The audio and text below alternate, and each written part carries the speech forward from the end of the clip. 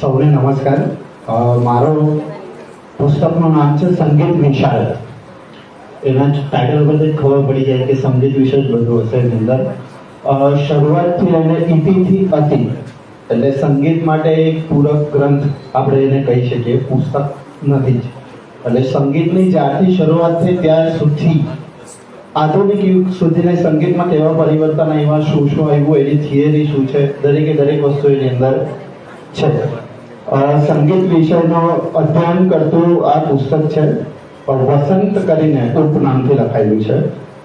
એમનું મૂળ નામ પ્રભુરામ ગર્ગ હતું અને 1954માં એની પ્રથમ આવૃત્તિ આવી હતી. હાથરસ ઉત્તર પ્રદેશથી જે છપાઈ હતી અને અત્યારે મારી પાસે જે અવેલેબલ છે એ જુલાઈ 2015માં આવેલી આવૃત્તિ છે. આ લગભગ 29મી આવૃત્તિ છે અને શરૂઆતમાં 300 પાનાથી શરૂ થયેલું આ પુસ્તક આજે 700 પાનાનું થઈ ગયું છે. એટલે 300 પહેલી આવૃત્તિ 300 પાનાની હતી અને મારી પાસે અને એકચ્યુઅલી 2015 પછી બી હજુ છપાયા છે એ પુસ્તક.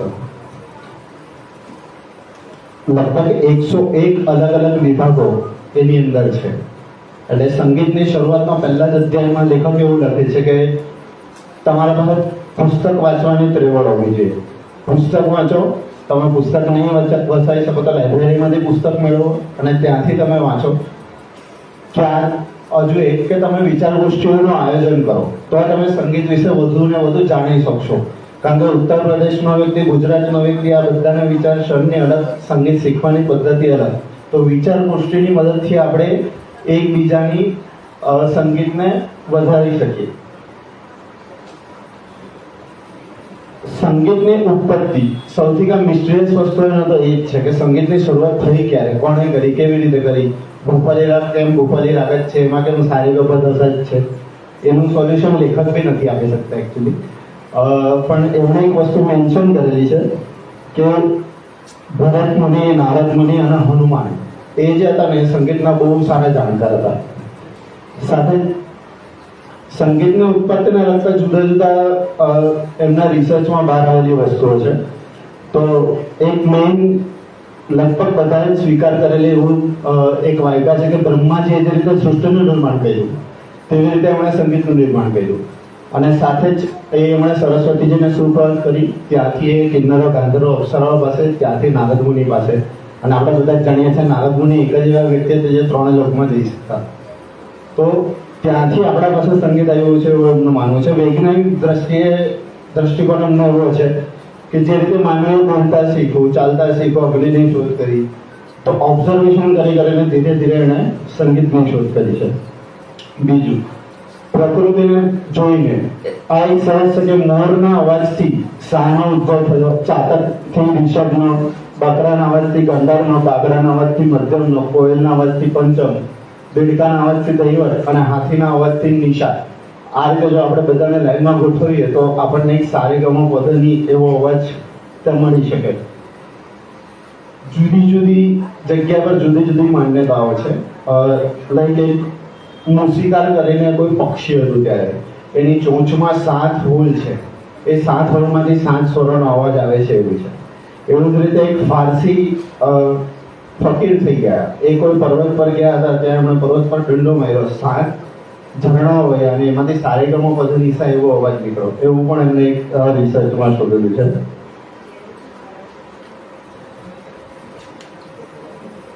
એમણે બધા અધ્યાય જુદી જુદી રીતે કરેલા છે. લાઈક વૈદિક કાળ, મધ્યકાળ, પ્રાચીન કાળ, આધુનિક કાળ. દ્રવિડો સંગીતનું જ્ઞાન ધરાવતા હતા અને તે સમયે તે લોકોએ ચિકિત્સામાં પણ સંગીતનો ઉપયોગ કરેલો છે. બીજું કે રામાયણ સમયમાં સુગ્રીવ વીણાવાદનમાં બહુ જ પારંગત હતા. સાથે હનુમાન પણ સંગીતના બહુ સારા જાણકાર હતા. મહાભારત કાળમાં તો આપણે જાણીએ છીએ શ્રી કૃષ્ણ એ મહાન આચાર્ય હતા. કામ કરતી વેળાએ સંગીત જો આપણે સાંભળીએ તો આપણને કંટાળો આવતો નથી કે થાક લાગતી નથી. એ છે તે કાળથી ચાલતું આવેલું છે.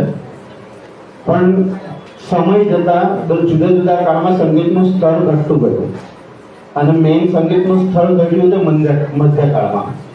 ત્યારે બહારથી જ આક્રાંતો ભારતમાં આવ્યા તો એ લોકો એમનું મિક્સર ને એ બધું અંદર આપણા સંગીતમાં ભેળવવા રહેલું.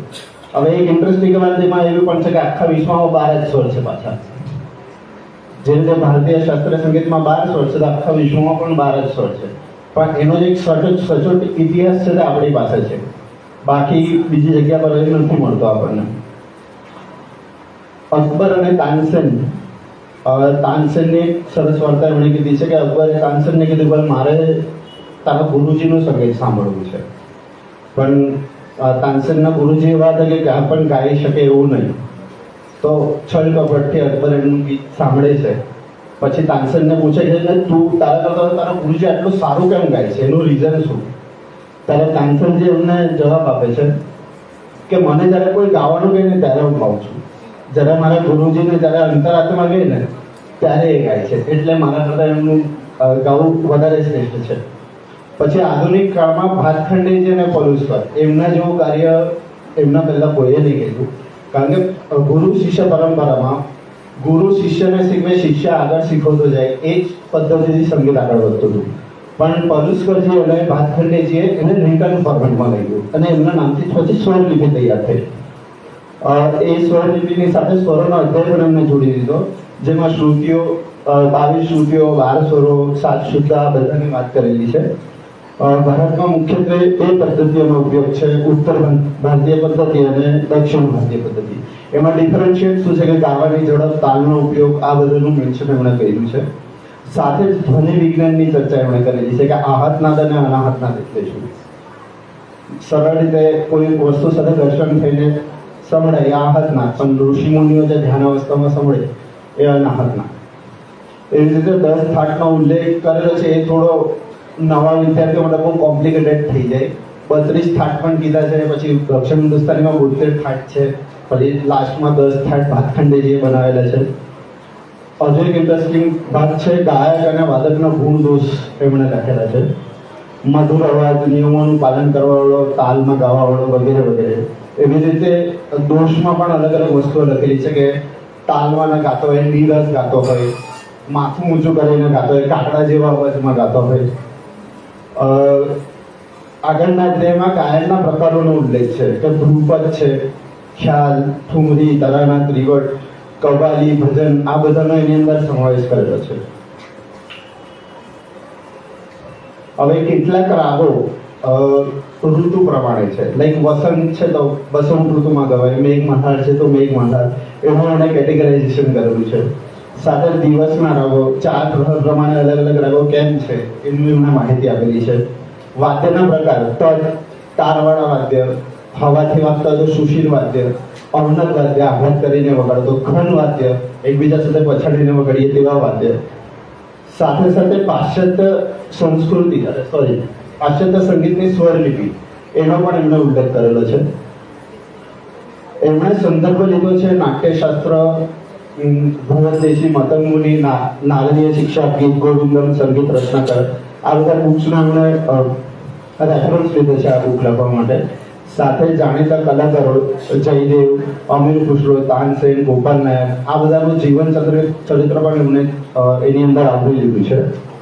લગભગ 64 કલાઓની એમણે માહિતી અંદર આપેલી છે કે એ બધી એકબીજા સાથે કેવી રીતે સંલગ્ન છે. પુસ્તક વાંચતા ને થોડું અમુક વસ્તુ ખટકી કે પુસ્તક જે પહેલી વાર છપાવે ને એ જ ફોર્મેટમાં હજુ પણ છપાય છે. એમાં પાછું કોઈ નવીન પ્રિન્ટિંગ કે નવીન લખાણ કરીને પ્રસ્તુત કરવાની ટ્રાય નથી કરી. એટલે ત્યારની જે લિપિ લખાતી હતી ને એ જ પ્રકારની લિપિ આજે પણ એની અંદર છે. બીજું કે લેખક ઘણી બધી વાતોમાં પોતે ખંડનમય કરે છે કે અમીર ખુસરો છે તો લગભગ દરેક વસ્તુમાં અમીર ખુસરોનું નામ આવે છે કે સિતારની શોધ, તબલાની શોધ આની અંદર. પણ એમણે ખંડન કર્યું છે કે એમને એવું નથી લાગતું કે અમીર ખુસરો જ આ બધાના શોધક હશે.